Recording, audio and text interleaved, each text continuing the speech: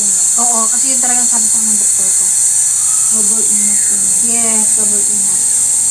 Do you think the reason he appears or why do you think he is behaving sick?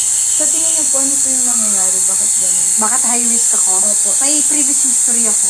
Opo. Tsaka sa family namin, may history talaga na mataas ang blood pressure. So genetic po yung hypertension.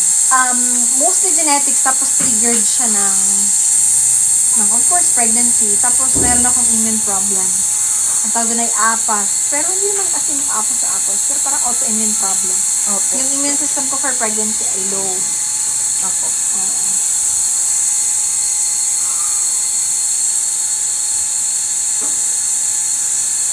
Sige, tapos, may appointment kasi kami alauna eh. Ay, okay po, sorry.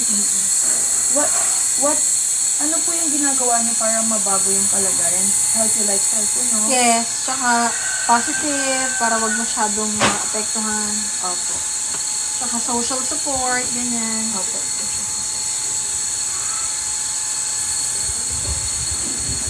Yung plans niyo po about dito is continue yung health.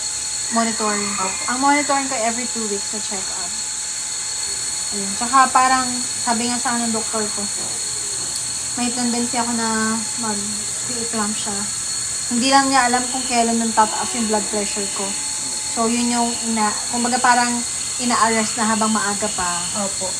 Wag, parang always. So, dapat may blood thinner, gano'n. Kasi hindi healthy yung pre-eclamp siya. Okay. May improvements po kayo na nakikita sa ginagawa niyo? I think meron naman. Example po. Siguro yung sa blood pressure ko,